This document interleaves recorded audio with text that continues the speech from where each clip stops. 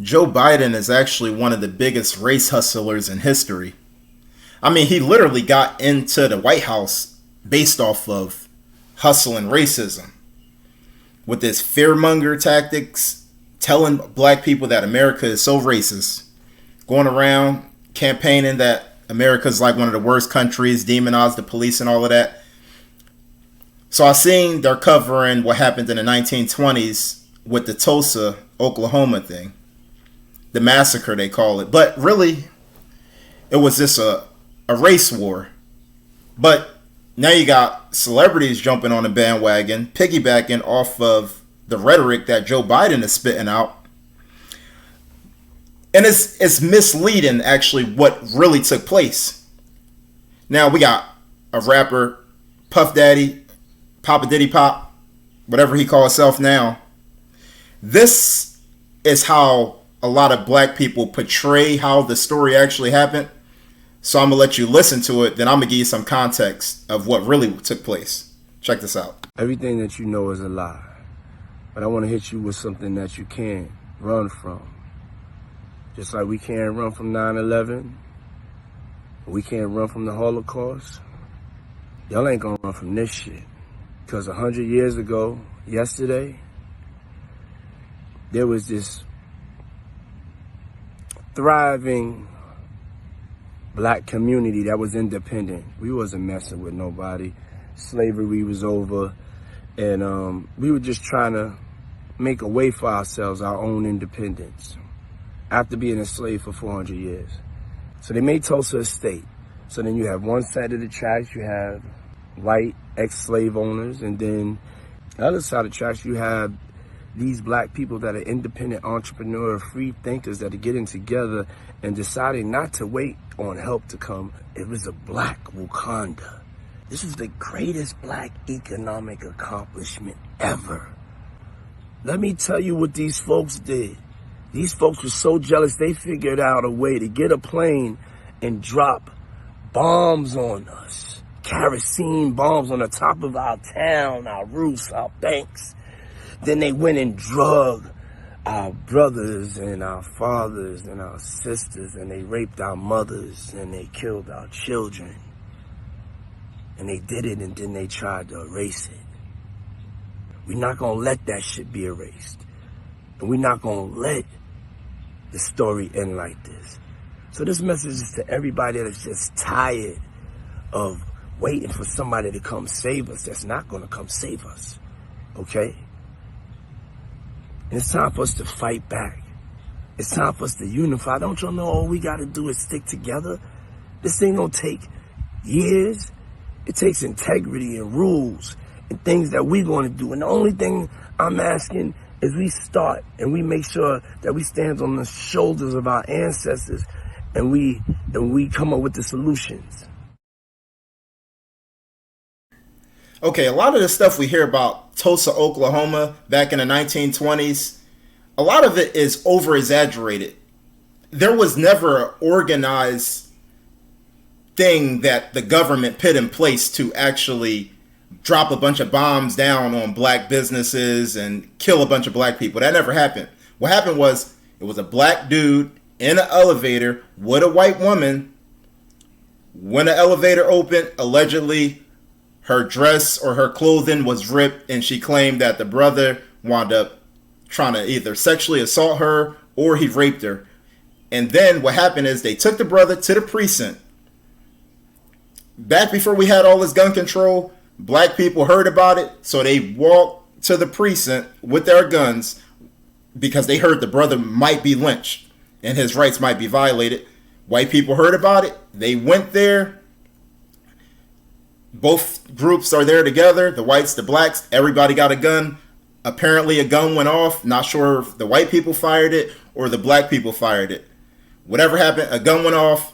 Next thing you know, white people, black people died. Businesses burnt down. There was black businesses and white businesses that burnt down. The number you hear, like 300, 250, no, that never was the number of death. It was about 30 people overall that died, and most of them was white. So the government never organized bombs with helicopters or jets or anything to drop a bunch of bombs and destroy a bunch of black people. That's this completely lie. It was like a local race war, not organized by the government. That's the biggest thing. And what they don't tell you, Black Wall Street was right back up running again within 5-6 months. It was up and running. Black people had businesses going and everything was going perfectly fine till the civil rights movement happened. Then Black Wall Street all around the country, it was no more once the civil rights thing happened.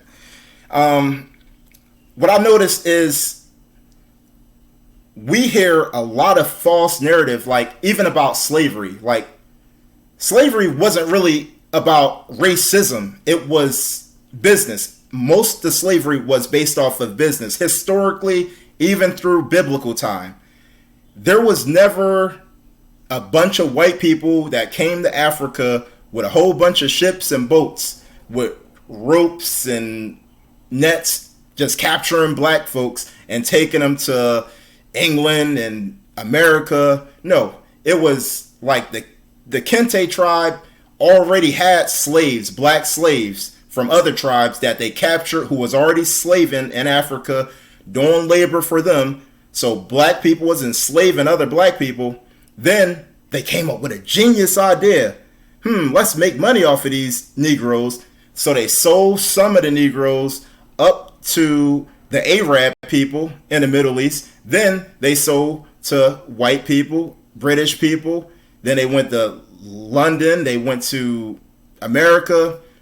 So it was organized slavery. I'm not saying slavery was right. Slavery was 100% wrong. But it's just not so told to us in a full context of what actually happened. So white people never went to Africa and just started capturing black people. It was organized by other black people, other Africans who sold slaves. So like we are misled about a lot of stuff. In the black community, we're misled about racism. We're misled about finance. There's so much, and we just got to be better as black people and just not fall for every little thing that the media is pushing. Like I said, Joe Biden and his administration, they the biggest race hustlers I ever seen out of any administration. Like Joe Biden got Al Sharpton, Jesse Jackson, LeBron James, Oprah, Obama. Like he beat them when it comes to hustling racism and getting his votes up and all of that stuff. But yeah, the Tulsa story, it was a local problem. It was local and it was right back up and running, which they leave out. I know they get the old lady on TV, 107 years old, spitting a narrative that, she couldn't go to school, she didn't learn. It was like, no, it was right back up. It was a local problem. It wasn't 300 people that died. It was like 30, and it was more white people that died. So we just got to be more aware of a lot of these stories we hear about history. And I know I'm going to receive a lot of hate because, like I said, slavery overall, it wasn't even about race. It was business. I'm not saying that it was right. It was wrong. And we all can agree that it was wrong. But just pay attention to what's going on and don't always fall for what the media is pushing. And the media has a lot to do with pushing a narrative to control the culture. And I don't care if you say, oh, I don't watch CNN, I don't watch Fox News, I don't watch MSNBC. That don't matter because everybody's directly or indirectly affected by the narrative that the media is painting of what's going on here in America and all around the world. So let me know what you think. If you like the content that I put out, like, share, and subscribe. I see some of y'all watching my videos, but y'all not subbing to my channel. Make sure you sub. We gonna talk later.